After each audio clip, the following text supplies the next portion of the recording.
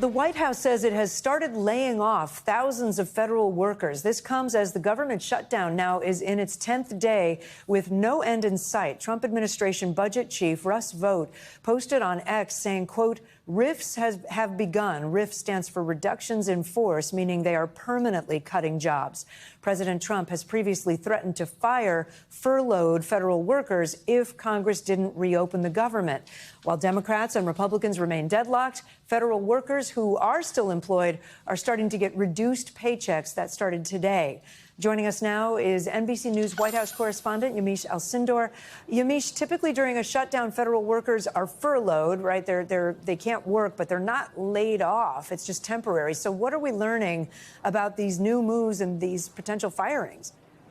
Well, what we're learning is that the Trump administration is now going far past the traditional furloughs that you just mentioned and now moving to permanently fire what sounds like thousands of federal workers. We haven't gotten a clear number of the people impacted here, but the White House is telling us that it's in the thousands, which is what the threat was. And I also want to read to you some of the departments that we know have already been impacted. They are the Department of Interior, Homeland Security, Treasury, the Environmental Protection Agency, the Department of Commerce, Education, Energy, Health and Human Services, and Housing and Urban Development. What we also don't know is which departments or which offices within these different agencies have been impacted. There's also a big question of whether or not the military is going to get paid. I've been going back and forth with the Office of Management and Budget to see what's going on there. And also the current director of OMB, Russ Vought, he was an author on Project 2025. And this is a long stated goal of the Project 2025 to have these mass layoffs of federal workers. They really wanted to reduce the federal workforce, Kate.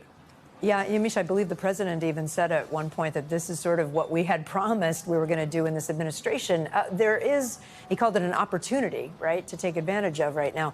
There's new legal action, though, already being taken as a result of these layoffs. What's happening legally?